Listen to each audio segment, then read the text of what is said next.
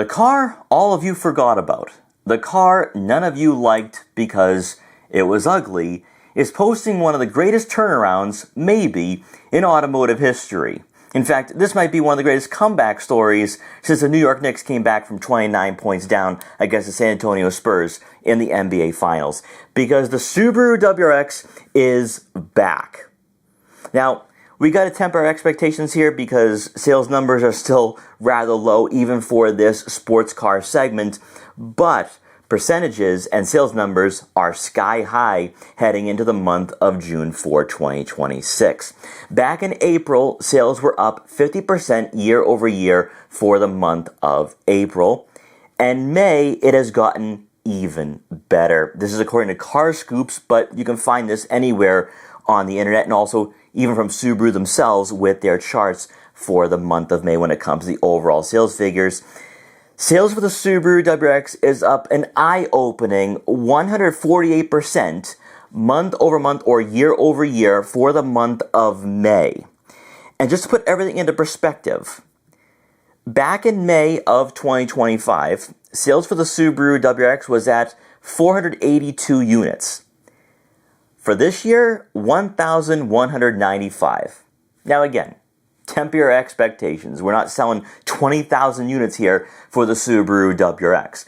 But each sale is saving the manual one car at a time. Now this is the strongest numbers I have seen for the Subaru WRX for a particular month, maybe since 2023 or early 2024. And the question is, why? Why now is the Subaru WRX performing on the new car market? Why are people making their way towards this brand once again? Well, Subaru made some significant changes, in my opinion here, for the 2026 model that could be playing a role into people choosing the WRX over, say, a GTI, over a Honda Civic SI and Elantra N. So let's dive into this article and see what Subaru has done here for the 2026 model. The Honda Prelude continues to kick the Subaru BRZ's butt, as the former sold 318 hybrid coupes in May.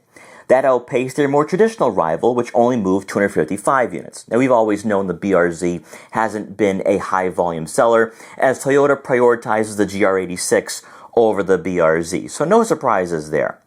Thankfully, it wasn't all bad news for sporty Subies, as WRX sales soared 147.9% to 1,195 units. The company didn't bother mentioning the low-volume sedan in their sales release, but the increase is hardly surprising given the fact that they've slashed prices and brought back the entry-level variant. Thanks to the changes, the 2026 WRX begins at $32,495, and that's $5,255 less than last year's model. What is interesting here is that the base comes in at $32,500, but a couple of years ago, you could buy one for under $30,000. So even though this seems affordable, it was better back in 2023 and 2024. Subaru also lowered the price of the WRX Premium by $3,755, which now results in an MSRP starting below $35,000. And if you throw on taxes and fees, you're paying the exact same price you did back in 2023. So kind of good to see there. While the WRX Limited was slashed by $3,685.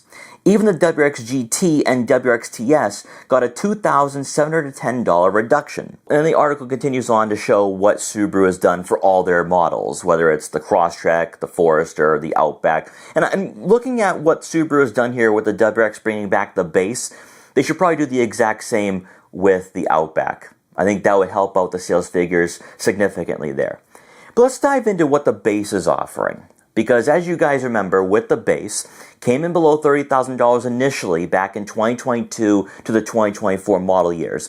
And you were missing out on some amenities. Mostly aesthetic amenities, but amenities nonetheless. So for 2026, starting off with the exterior, you don't have steering responsive LED headlights. It's only available on the limited trim and above. Again, nothing major there. You don't have fog lights, however. Having modified my Subaru WRX that I had a couple of years ago and sold 6 months ago, it's already pre-wired. So if you want to put fog lights into your WRX, you can easily do so. The big change, though, for the exterior is that along the side profile, the 18-inch alloy wheels are now standard. So back in 22 to 24, you only got 17-inch wheels, which I really didn't like, which in my opinion made the WRX look really cheap and tacky and made the premium far more appealing. And then as you make your way around to the back, same taillights, and then just like we saw for the base trim from 22 to 24, no subtle deck-lit spoiler, but you can just buy an aftermarket one and stick it on there. You'll be just fine. For the interior, similar features, so no heated front seats, same cloth seats we had a couple of years ago. However, you now have keyless entry, which was not offered for the base trim initially. So you had the physical key, and that was it. Now you have a push-button start and keyless entry. Nice to see. Also new for the 2026 model and was carrying over from 2024, you have the 11.6-inch touchscreen with Apple CarPlay and Android Auto compatibility. Wireless connectivity is available on the premium trim and above. Not a big deal for me. Wiring it in is so much better in my opinion. Also, you will have dual zone climate control. So a lot to work with there for the WRX.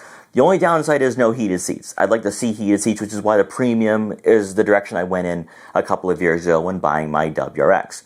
Now, this all comes on the heels of Subaru making some huge moves for 2027 and moving forward because they teased 3 new models with a manual transmission. The one in the middle is the BRZ. I really don't care. I don't care how many variants or models they want to make on the BRZ. It's a boring car. It's just boring me now. Do something significant. Make it a rally car. I don't care. Just something new. The other 2, the cars on the outside, is what really is surprising me because you have the WRX, which, according to the Japanese news sources, you're going to have an STI transmission available. And the way it's translated, it sounds like it's going to be an option, probably only for a specific trim like the TS, but not a lot has been given on that car. We don't know about performance numbers. Has there been a power boost? Nothing to that sort. And then to the right, you have this hatchback, which you see a hood scoop. So that tells you could be a WRX, could be an STI. Everything is all speculation, but we do know that all 3 models are going to have a manual transmission. The only question is, are these 3 models going to be making its way stateside? And that still needs to be determined. Now, when you take a look at the translations, it sounds like these 3 models will be released in 2027 or throughout 2027, which means that if we are going to get them in the US next year, at the latest, or maybe at the earliest, we're going to find out probably for the LA Auto Show, and then the latest would be the New York Auto Show in April. So if we're going to get an STI or a more performance-driven WRX, we're going to find out probably within the next, I'd say, 6 to 12 months. But there seems to be a lot of support for this car now. There seems to be some excitement surrounding it, and pricing is the key. Subaru nailed it with the pricing the first time from 2022 to 2023. They pressured their dealerships to not charge over sticker. In fact, if they found out a dealership did charge over sticker with a markup like we saw with Honda back in 22 and 23, those dealerships would miss out on some allocations for the cool stuff. And Subaru dealerships stayed true to their word, and you could buy the car for MSRP, which I felt was a great decision. As time moved on, the car's value just wasn't there anymore because it got expensive. Last year you were paying like $37,000 for a premium, and at that price you could probably get a GR Corolla, like a base GR Corolla, and then on the higher end with the TS, the Honda Civic Type R seems to be a better choice. Or you could even go with the Golf R from Volkswagen. So Subaru had to slash prices just to stay competitive in this market, but also diving into the numbers here for the sales figures, this is a bit deceptive because yes, pricing did play a huge role, but back in 2025, Subaru was ramping up production for the hybrid model with the Forester and the Crosstrek, and the WRX got pushed to the side. So some of that could be just lack of availability, and here we are in 2026 with WRXs all over the lot right now, and dealerships have been very aggressive with the pricing. In fact, a base trim I was looking at the same Subaru dealership I purchased my WRX at, is at $31,300, about $2,000 below MSRP. And you can see that for other trims as well, whether it's the premium or even the TS. Dealerships are very aggressive right now with the WRX, so you can get a great deal. And I'll just say this, I am a bit biased. I am going to be biased, but I'm not going to try pushing you guys in this direction. The WRX is the best car money can buy in its market. Hands down. Even without a full digital gauge cluster on most of the trims, even without, a high quality interior or a great infotainment system, it is the best car money can buy, because at $31,300 or $33,500, you're looking at a Honda Civic Si, a Volkswagen GTI, which doesn't offer a manual anymore, and obviously you can go with the Elantra N, but the WRX is all by itself with all-wheel drive. So I'm curious to see what Subaru does, because this tells me that there's still demand for it. People want the car, but do we need more performance? Is it just pricing alone that people want? Or is it the design? Because people do not like the plastic cladding, right? It's growing on me. I like it, but aftermarket support allows you to easily cover all of that up. So hopefully this is the beginning of momentum heading into 2027. That the teasers we got from Japan a couple of weeks ago is going to come to fruition in 2027, and we get an STI. We get a WRX with more performance, because the 2.4-liter turbo, which comes standard across all trims, even the base, was not tuned as aggressive as it should have. In fact, you can reliably push 400 horsepower out of the 2.4. So there's mod capabilities, it's a great platform, easy to get acclimated with, easy to modify. And with that, it's one of the few cars you can buy today that you can be hands-on, that still feels somewhat analog and old school. And with that, you have a recipe for a great car.